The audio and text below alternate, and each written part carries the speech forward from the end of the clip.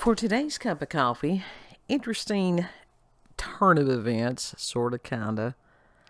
And this comes from Sam Tonkin, September the 5th of 2023 from the Daily Mail. And he writes, "It's been 26 years since Hale Bopp became one of the most widely observed comets of the 20th century. And while there's no suggestion another space rock will match its brightness anytime soon, sky watchers can still enjoy the once-in-a-lifetime visit of a new green comet that can be seen with the naked eye. Comet Nishimura was only discovered last month, but is already proving to be quite the spectacle, with astronomers encouraging people not to waste the rare and exciting opportunity to see it.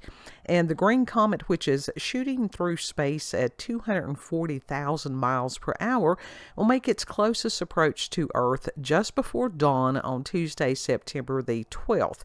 It can already be seen in the hour after sunset and hour before dawn by looking east-northeast. And they do have a chart there with the article if you're interested in going and looking at that. And Nishimura may be visible to the naked eye, but having a pair of binoculars or a telescope will make it even easier to spot.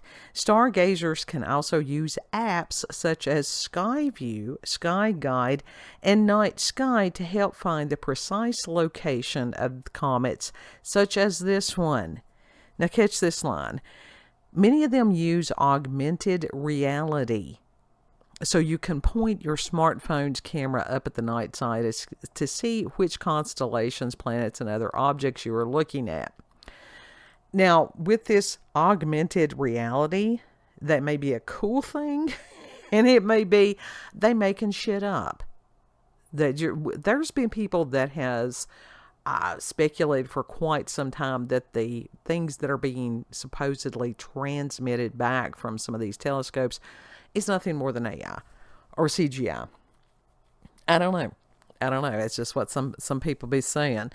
And it says that the comet is named after Japanese astrophotographer Hideo Nishimura, who recorded it when he was taking long exposure photographs of the sky with a digital camera on August 11th, 2023. And says the comet Hale Bopp, it goes on to this. I'm just taking highlights from the article. It goes on to say that the comet Hale Bopp was discovered on July the 23rd of 1995, independently by both Alan Hale and Thomas Bopp. Also called the Great Comet of 1997, it was about 5 times the size of the space rock, which is believed to have wiped out the dinosaurs 65 million years ago. And due to its large size, Hale Bopp was visible to the naked eye for 18 months between 1996 and 1997. And because I was working in radio at that point and was up the wee hours of the morning, it was weird. It was just weird to observe. It says the record-breaking comet was one of the most widely observed of the 20th century and one of the brightest seen for many decades. Now, we were just talking in the previous cup about, as far as cult leaders, and Marshall Applewhite and the Heaven's Gate group that left this plane of existence when Hale Bopp was at its closest. So I thought that was just really peculiar that this article showed up today.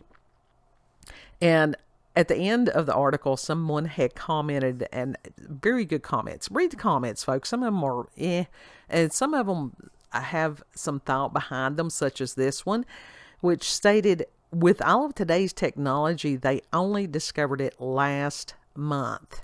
That's worrying. Yeah.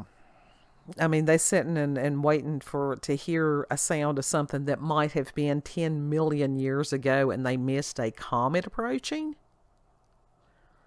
Yeah, something ain't right there. And because I understand the history of comets, found a really cool article, which I will include the link for.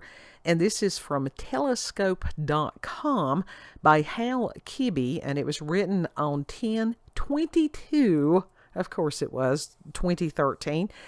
And it's entitled Comets, Harbingers of War, Death, and Disaster, because historically they're not good omens.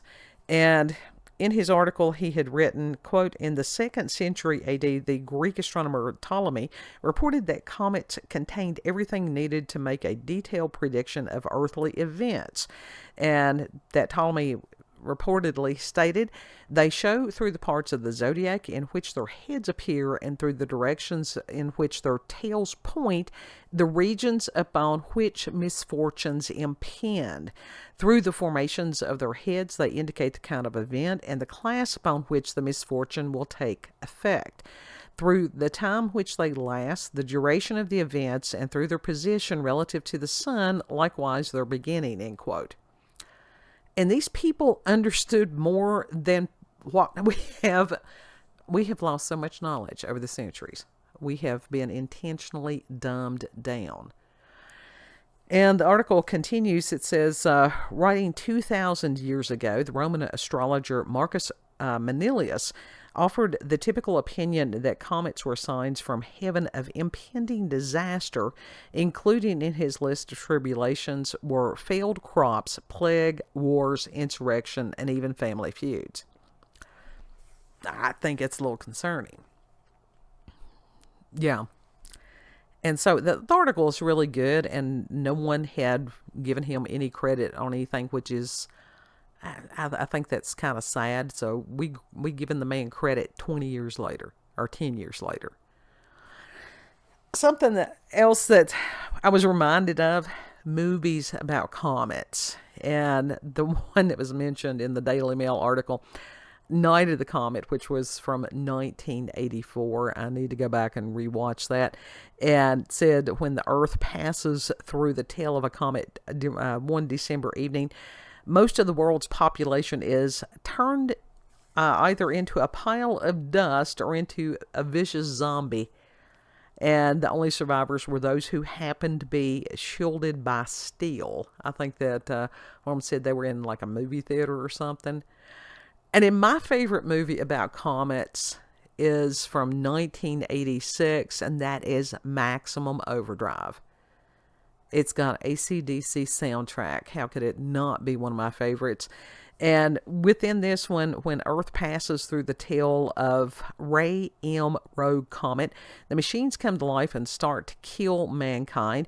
And a group of survivors is under siege at the Dixie Boy truck stop, and they have to figure out how to survive. And what they do, they actually go to a local island. There was like a lake or something that had an island, and they waited for the comet to pass. And at the end, the spoiler coming up if you ain't seen this, it was found that UFOs were in the tail of the comet and that they were trying to rid the planet of mankind. There seems to be a theme with some of the shit.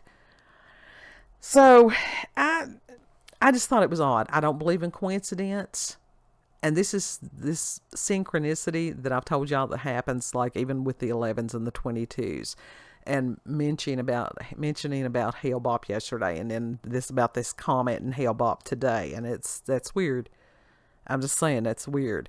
And I forgot to mention in yesterday's cup of coffee, more than likely what youngest kid witnessed on Sunday, September the 3rd, was probably Starlink, which is the satellites. It's supposed to be internet satellites. That's what they say it is.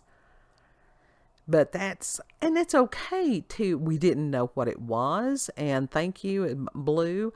I call him Blue. I've known him for years. Like, it's Black and Tan if you go over on YouTube. And he's like, that was probably what it was. I found other pictures of what Starlink looked like. And kid was like, yep, that was it. So when there's a meeting of the minds, everybody can learn stuff. So I still think that's fascinating if that kid saw Starlink. So that's just absolutely cool. Strange times, folks. Strange, fascinating times. So if you've had experiences with paranormal and supernatural encounters with UFOs, aliens, cryptids, you can send me an email, cupofcoffeewithscream@gmail.com, and the email address will be there in the description box, and I'll give you the links to the article. And yeah, buckle up, keep your eyes on the skies, folks. Keep your wits about you. Think before you act, speak, all these things, because we've got people that's dropping off the edge left and right. So that's why it's important for those who have some sense to stay grounded. Don't be pulled into this emotional response over stuff. Don't take the bait. Just take a step back, take a deep breath, pause for a couple of seconds. Now we're not talking if somebody is approaching you in an unfriendly manner. That take immediate action. But if you're paying attention, you won't be in a spot where that is likely to occur. Like, share, comment, subscribe. I always enjoy reading your all's comments, but it helps me learn. It truly does.